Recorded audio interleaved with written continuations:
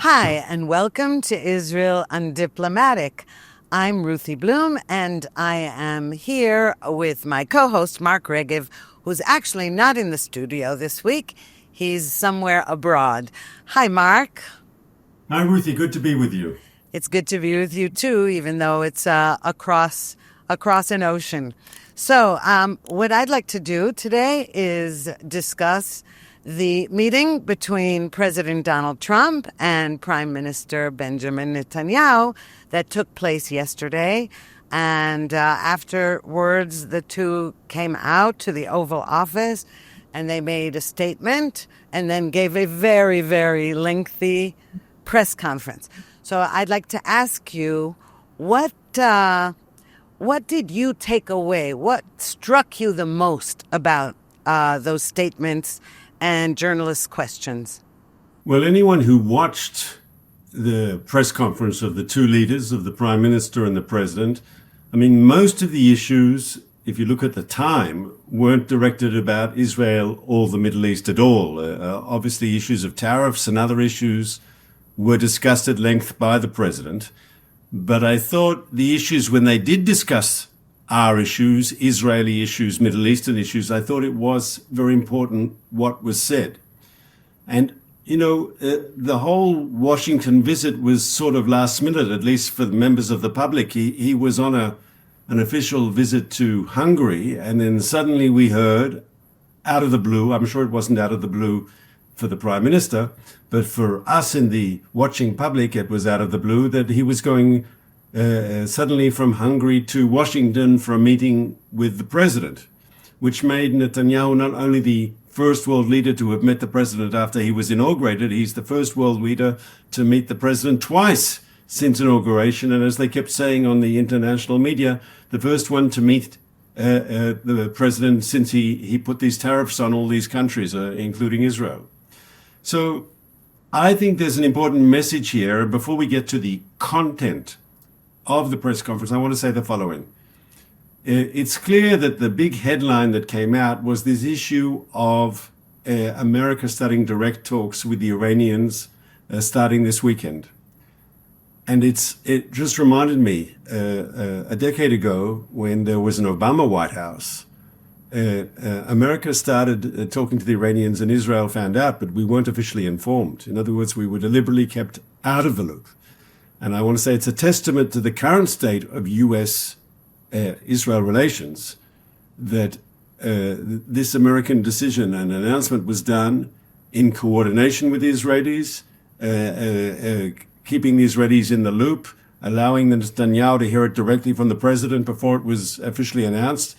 And I think that is a positive sign of once again, a much more healthy relationship between Jerusalem and Washington. Well, I'll tell you two signs of something not so positive. Yes, the relations are wonderful, and President Trump greeted Netanyahu. He came out of the White House to greet him as Netanyahu arrived in his car from Blair House. It was a very warm greeting, warm welcome, etc. But the Iranian question, well, there are two worrisome developments there. One is that I think all Israelis were assuming that because of the movement of weapons, for example, the B-2 stealth bombers that America placed on Diego Garcia in the Indian Ocean, pointing at Iran, the bombing of the Houthis in Yemen, all kinds of military materiel to Israel, that the assumption was that both the U.S. and Israel are gearing up to attack Iran's nuclear facilities. And when President Trump said, no, we're having direct talks, that was surprising because the whole week the Iranians were saying we are absolutely not having direct talks with America, only indirect ones or through mediators. This was news.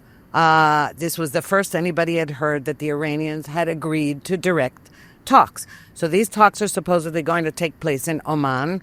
And Trump said, well, with high-level representatives. He didn't specify which ones.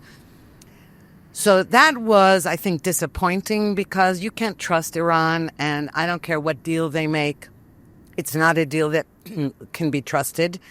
And when a journalist asked President Trump, how will, if you do sign a deal, how will it differ from the JCPOA, the previous deal that Trump ripped up in 2018? He didn't answer. He suddenly went on to talk about the hostages. I think either he misunderstood the question or he purposely avoided it. He didn't answer. So that was disturbing. And a second disturbing part of that that statement/press conference was what Trump said about Turkey and its president, Erdogan. So I want to respond. We'll talk about Turkey in a moment. I want to take on what you've just said and tell you that I disagree. Because I think, first of all, Trump has said since he's been inaugurated, he's a man of peace and he wants deals and he doesn't want war. But if he's forced to use military power, he will do so if it is necessary. And I think you can see the movement of the military, the US military is beefing up its positions in the Middle East. First of all, there's an immediate need, and that was stressed also in the press conference to hit the Houthis and hit them hard, because the Houthis are not just a menace to Israel, they're a menace to the world. And finally, someone is taking them on and taking them on hard and making them pay a price for their terrorism and their aggression and their missiles against Israel and against ships in the Red Sea and substantially closing down the Suez Canal. So it's, those American forces are here and they're doing a job. But of course, the Iranians see how close they are to Iran. And I think here, if I can give a different perspective, when you say, well, you thought he was moving all these forces in and we were going to play tough with Iran, there's no contradiction. It's called, amongst the professionals, it's called coercive diplomacy. You move up your military assets, and the goal is to put pressure on your adversary to force him to accept the deal that he wouldn't have accepted without the pressure. It's a bit like Israel ratcheting up the pressure,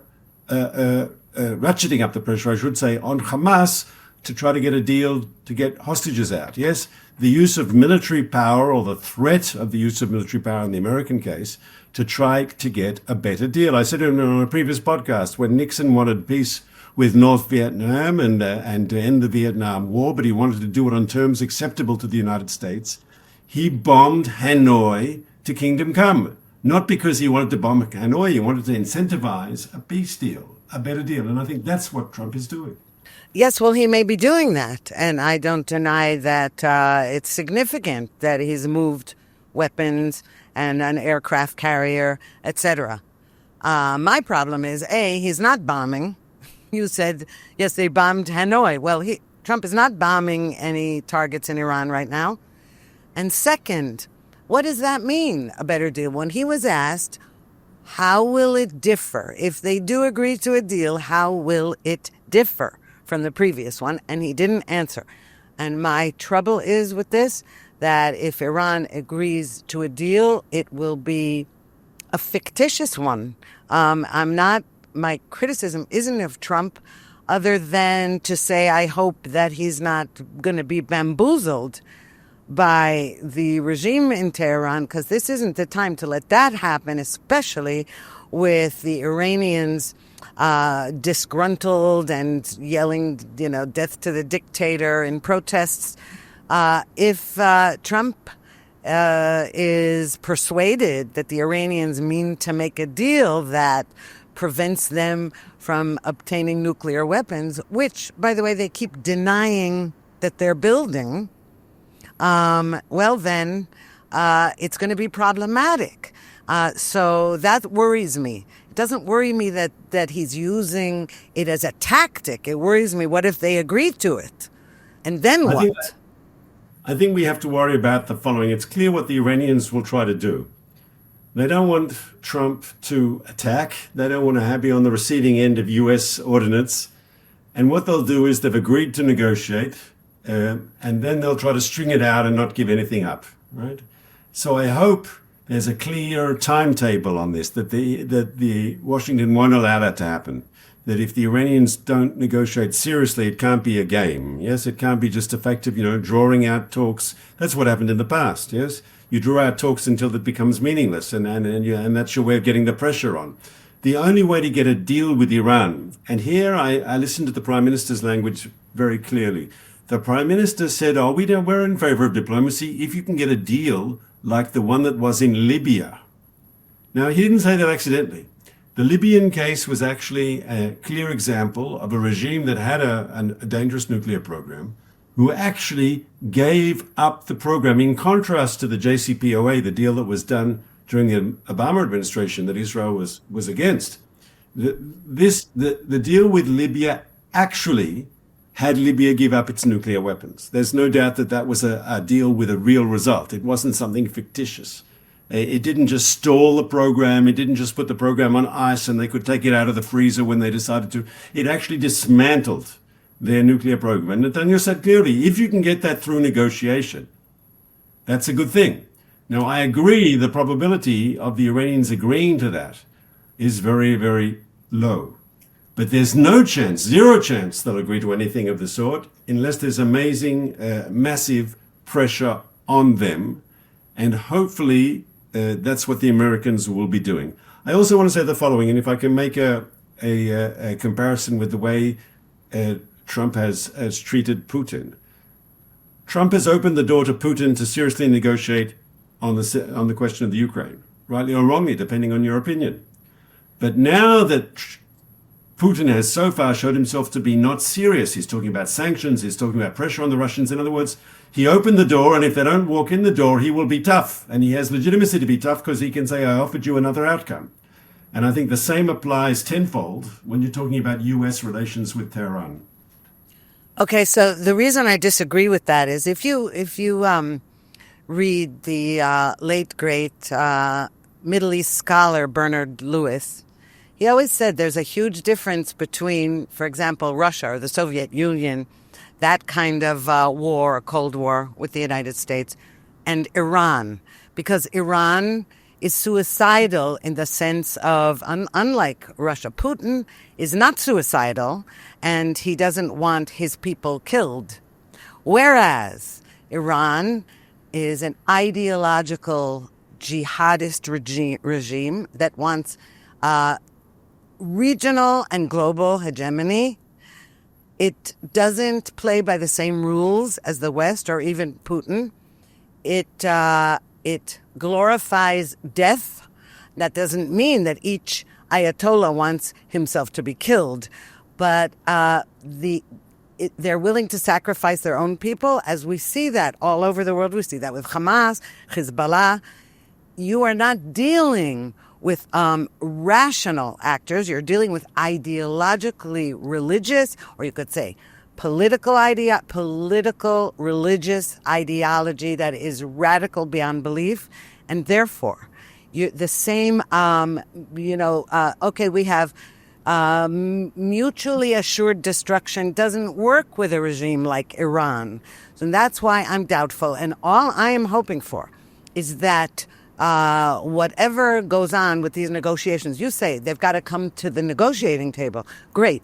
Negotiating is not the end game, all right? Diplomats like to think of negotiations as some kind of goal in and of themselves. No, in this case, Israel is a target. Iran has vowed to wipe Israel off the map, has encircled Israel with proxies bent on its destruction. We saw also what happened on October 7th, 2023. The point being that I don't see how Israel can avoid bombing nuclear facilities, either going it alone or with the help of the United States. And I think the only parties who should be buying time here to plan that out are the United States and Israel, not Iran. We shouldn't be giving Iran a timeout. It should be reversed. And this has been a problem with the West fighting these forces. It's been a problem with Israel fighting Hamas in Gaza as well. It depends. You cannot allow your enemy to have time on its side. Well, I agree with that point, Ruthie, because as I said a moment ago, the Iranians will clearly try to stretch out these negotiations like chewing gum and have it go on and not give any concessions. And I hope Washington, I hope the White House just won't allow that. They'll say, unless you're serious. And the fact that if they're not serious, that America says it has other options, and they're talking about a military option here, I hope, and once again, you're allowed to be, I respect your right to be cynical, and this is not going to work. But if you want to go to a military option, which might be the end result anyway, it's good, I think, from a diplomatic point of view, from a political point of view, to say before we went to a military option, we tried all the other alternatives. The Iranian regime had a serious chance. That's important in building a consensus if you need to do a military operation.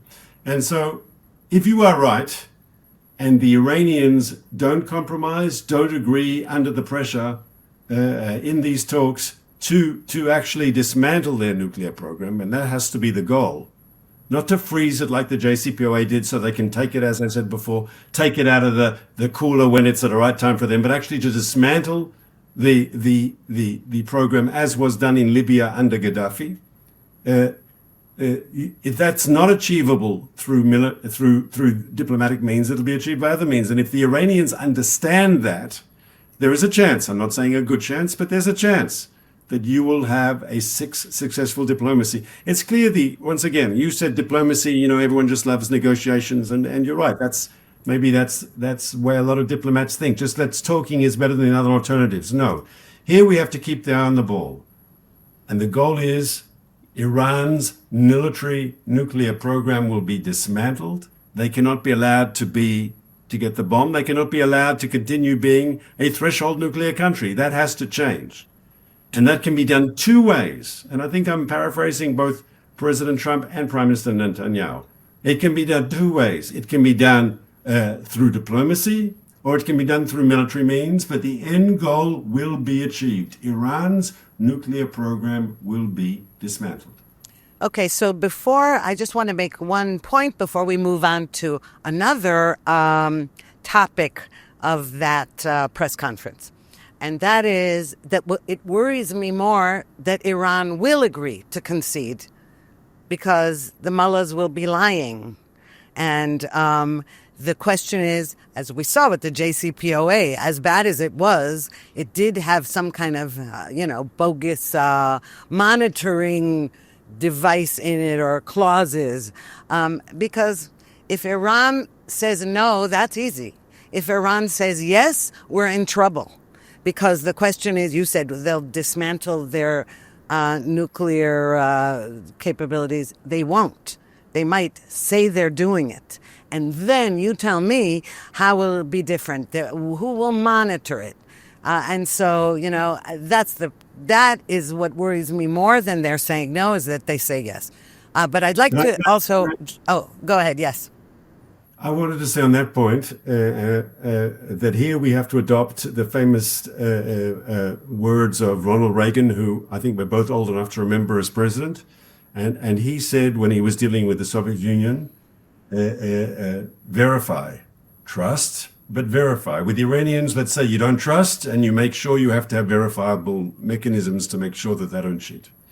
And the truth is our intelligence over what goes on in Iran is very good. I presume the American intelligence is very good. It's never 100%, but if we couldn't find the nuclear scientist here or there and take him out in the middle of Tehran, if we can take out a Hamas leader staying at the official state guest house, if we can attack and destroy for our Air Force, very strategic targets inside Iran as we've been doing, I think, once again, don't trust, but verify. And we can do that. By the way, not to mention that amazing operation when the Mossad went to Tehran and emptied out a warehouse with all the documents, troves and troves of documents proving that they were building nuclear weapons. So, yes, you're absolutely right. But I'm saying we always say that. Trust but verify. It's the verification that we're having problems with. We know it already. What else do we need to verify? What we've seen is the International Atomic Energy Agency. A big help that was. The Iranians weren't letting inspectors in the sites. Anyway, so that's what I'm saying. I'm saying there will be no choice. There will be no choice but to launch some kind of military operation, and I hope it'll be joint. But if it's not, Israel will have to go it alone. But I would like to just say something that I thought was really, really important that Trump said that was sort of as an aside. It was kind of, off the cuff, but it was so important. And that was, He said Netanyahu is working tirelessly to free the hostages. Why was that so important? He said, yes, we're doing everything we can to release the hostages. We're working on it, he said, about the United States and about his negotiator, Steve Witkoff. But then he added, and so is Netanyahu is working, and he should be given credit for that, he said. Now, we know what's been going on inside Israel with the protest movement saying Netanyahu doesn't want the hostages back. And even what's very interesting in Israel is that many of the released hostages and their families have said it's only Trump. It's only thanks to Trump that we have any hostages freed.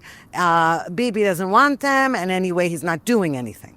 We keep hearing that. I don't know if people outside of Israel realize those voices are just getting stronger and stronger. I'm not saying that they are the majority in the country. But when you have released hostages, you had one on 60 Minutes, being interviewed on 60 Minutes with Leslie Stahl. And he said, I owe my freedom to Trump. He said, I appeal to Trump to end this war, and I owe my freedom to Trump, only to Trump, he said. Now, I know we all feel for the hostages and the ones still there, the ones who are released, and you don't want to criticize them. But it is, I think it was necessary and important that Trump said that Netanyahu deserves credit, that he is doing everything he can. And I think the current military operation, which started some 3 weeks ago, only started because Hamas stopped releasing hostages. We've got to remember that. There was 3 weeks before that when the ceasefire was still ongoing, and Hamas was not releasing any hostages. And then you had to ask, so what if Israel's not putting pressure on, what incentive do they have to release any hostages? That situation was, and we said it at the time, Ruthie, that situation was unsustainable. And I believe, we're hitting Hamas, and we're hitting Hamas hard in a very sort of surgical way now, in a very, I would say, we're being very clever with our tactics against Hamas and being very successful, I think, on the whole. But the idea that Hamas stops releasing hostages and we continue with a ceasefire, that is, of course, unfortunately, you're not going to get any hostages out. Now, of course, people are correct when they say, well, restarting the conflict, restarting the military operation against Hamas puts risks. Yes, there are risks to the hostages. Some of them will be murdered by Hamas. Some of them might inadvertently, accidentally be killed by Israeli airstrikes. Of course, that's possible, and you feel for the hostages. But the risks of doing nothing, the risks of continuing the ceasefire, you'll get no hostages, I don't believe, any hostages out that way. Well, I totally agree with you there. I'm just saying that the protest movement, they've moved from, as I said, not all the hostage families, but the loudest voices, and it might be the majority of the hostage families at this point, and the families even of released ones, who are out they're saying, end the war, end the war. It's not only ceasefire, they want a phase 2, that phony phase 2, where Hamas we end the war, we leave Hamas in power, we withdraw from Gaza, and then they'll give us all the hostages. Or the other way around. We say to them, okay, just give us all our hostages, and okay, you can, we're ending the war. I find that outrageous. I find it outrageous that anybody's saying that aloud. That's not a good negotiating tactic. But I also find it outrageous that that's even being considered by anybody in this country who saw what happened on October 7th. To leave those bloody murderers in power, to do it again and again and again. I mean, we saw what we did with Gilad Shalit in 2011 for one hostage, a soldier hostage. And the country said, at all costs, release him at all costs. And who was released among the prisoners in Israeli jails was Yahya Sinwar, who perpetrated the October 7th massacre years later. We cannot afford to do that. And so, that's an internal debate. And as I said, I want to repeat, I think it's very important that Trump made that statement that Netanyahu is doing everything he can and he deserves credit, because Israelis are not giving him credit. And it's I, pretty I know ironic that even the Israeli left is praising Trump. I think that's no, some hilarious. Israelis, not all Israelis, some Israelis. I think the country as a whole, knows to put the blame on Hamas. And one of the problems which people don't talk about enough is that if you leave Hamas in power, and one again, the war aims as articulated by the government is get all the hostages out, destroy Hamas's military machine, and end Hamas's rule over Gaza.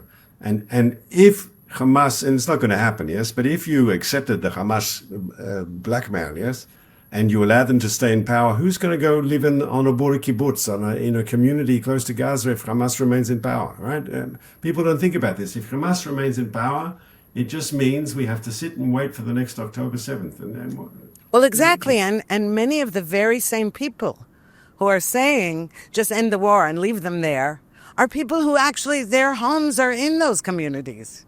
So it's actually we've gotten to a point, look, it's understandable that we're all on edge. We just marked a year and a half since the October 7th massacre. So yes, everybody's nerves are frazzled and all that. But okay, I don't know. We don't know what's going on behind the scenes, but to accuse the Israeli government of not doing enough to try to secure the release of those hostages is unfair. That's all I'm saying. There are people on the right who think Netanyahu isn't being forceful enough, isn't bombing enough. And then there are people to the left of him who are saying he's doing too much and he's endangering. Whatever your position on Netanyahu and this government is, you have to realize that every single member of the government wants those hostages home desperately. And anyone who says otherwise is being immoral, in my view. So now I would like to, now that I mentioned the word immoral, how about we talk about Erdogan, Turkey and Erdogan. So you took it badly, and you'll explain to our viewers why. I actually quite liked what Trump said about Turkey. And I'll explain why.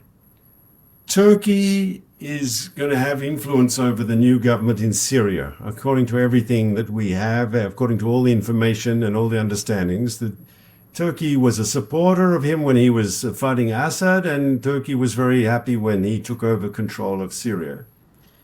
And Israel is concerned about a possible, if we have problems with this regime, which is the new regime coming up in Syria, that it could lead to a confrontation between Israel and Turkey. And let's be frank, Israel has no interest in an open confrontation with Turkey if we can avoid it. And I don't think Turkey has an interest in an open confrontation with Israel. And despite all the rhetoric and all the tension in the relationship and all the ups and downs over the last 20 years, we've never had a direct military confrontation between the two. And that's not by accident. We've had difficult times. The Mavi Marmara moment was a particular point of crisis, but we never had a direct military confrontation. And I think what Trump is talking about and what appealed to me, he says, listen, I've got a good relationship with the Turkish leader. I've got a great relationship with you, Bibi, he said to him, right, when they're in the press conference. And I said, I love him. You're my friend as well. I can act as a conduit. I can make sure that we can reach arrangements in Syria whereby you won't have an unnecessary escalation between Israel and Turkey because of something going on in Syria. That understandings can be reached, deconfiguration. There are all these jargon that people on the strategic side you'll talk about. But the idea is to create a situation where you won't have an accidental escalation through Syria between Jerusalem and Ankara. And I think that's a good thing. Trump says he loves the Turkish president. So I don't particularly love the Turkish president. But if we can use the good offices of Washington to achieve some sort of understanding about Syria, that it doesn't become a point which drags Israel and Turkey into war, I think that's a good thing. Let me tell you something. Turkey, Erdogan, is a radical Islamist, anti-Semitic autocrat with also hegemonic ambitions. He hates Israel. He hates Jews. He has done nothing but make trouble for Israel. You're talking about a direct military confrontation. I'm saying it is one thing to say, okay, we don't want a war with Turkey, and so we've got to have some kind of cold, I don't know, some kind of arrangement, as you say, is not the same as Trump praising him as this wonderful guy, okay? He's not a wonderful guy. He is a horror, and he has done nothing but attack Israel. That's number one. Number two, you cannot trust him in Syria, whatever he has ambitions to. If you think that's safe for Israel, you got another thing coming. Secondly, it's not the same as, for example, when Putin helped Israel, didn't help Israel, but enabled Israel. Netanyahu and Putin had come to a very important arrangement over Lebanon and Syria when Putin agreed not to down Israeli planes that were going to attack convoys bringing weapons to Hezbollah via Syria to Lebanon. And it was a very important arrangement because though Putin was, you could say, outwardly hostile to Israel in many, many times, and he's not a good guy, and Russia is not good under Putin, it was an arrangement that worked. But again, you see, we're talking between a rational actor. Putin, you could think he's evil or whatever, but he's a rational actor, and radical Islamists who are not rational actors. They are driven by an ideology that goes beyond realpolitik. And so I am uncomfortable when anyone, listen, and you know, I support Trump. I'm uncomfortable when he talked about him like he was, I don't know, Mary Poppins or something. Make no mistake, it's not true. And I'm sure Netanyahu was squirming in his seat, even though he didn't show it. So I am not happy about that. I think rhetoric matters. And it's fine if Trump wanted to say, look, I get along great. Turkey, we need Turkey. Israel needs Turkey, whatever. You want to talk that? You want to talk like that? Diplomatic relations? No, he was showering him with this warm embrace that was frankly nauseating, in my opinion. So I think instead of looking at the words, and I understand why you find the words troubling, that the American president is praising the Turkish leader, I would urge you to look at the utility of what Washington said. And once again, I don't think Israel wants to see we've got enough real enemies. We don't want to escalate with someone who it's better to, try to get on with them if we can. And if the Americans can help us preventing Syria to turn into a sphere, an area where Israel and Turkish forces are going to start fighting, I think that's a good thing. I have no illusions about the Turkish leadership, he doesn't like us. He said things that have been, as you correctly said, openly anti-Semitic, not just anti-Israel. But I don't think he's the same as Hamas. I think within that community, there are different strands. I'd remind you that just before the war, I think it was early 2023, President Herzog paid an official visit to Ankara, and there was a hope that maybe Israel-Turkish relations are going to a positive agenda. I think there was a meeting between the Prime Minister Netanyahu and the Turkish leader. In other words, this guy doesn't like us, but sometimes if he thinks if it's in Turkey's interest to have a cooperation with us, he'll do so. So I have no illusions. We've got to be strong. But I think if Washington can help us find some sort of relations that work in the framework of a relationship which is pretty hostile, which is very, but if we can find relations to make that work, so a cold war between Israel and Turkey doesn't become a hot war, once again, I support that. Well, it all depends, and I don't know. Look, what we do know, and Netanyahu has said this, and so far has been actually acting on it, is that we are not going to allow any threats to our border from Syria. And that now includes Turkey, of course. So if Turkey pulls any stunts, directly threatening us, we're going to have no choice and we're going to act on it. All right. If Trump wants to prevent Turkey from doing that. Therefore, it's good. Therefore, it's good that America presents to Turkey exactly what's acceptable behavior in Syria, how far they must be from the Israeli frontier, can they fund, in other words, America can help us, I believe, reach understandings to prevent us getting into a bad situation. And I think if we've got a good relationship with the United States here, and Turkey's got a good relationship with the United States, let's accept the American offer, and let's see if we can try to calm things. There won't be love lost, yes? But if you can calm things down and prevent areas of friction, exactly what you said, there'll be understandings where Turkish forces don't go close to the border. Armed pro-Turkish militias won't go close. You can find arrangements, I hope, that will help keep our northern border quiet. And I think that's ultimately a good thing. No one wants war with Turkey unless, if we're forced to fight, we'll fight, but we don't want war with Turkey. And if that can be avoided, that's a good thing. Ruthie, I'm sorry, I know I just finished talking, but we're at the end of our time. Do you have a closing remark? Well, yes, because I would like to remind viewers that our JNS is hosting its first International Policy Summit on April 27th and 28th, and you can register on the banner on the YouTube video or at jns.org. And if you enjoyed this broadcast, please like and subscribe and hit the notification bell. Till next week, Mark.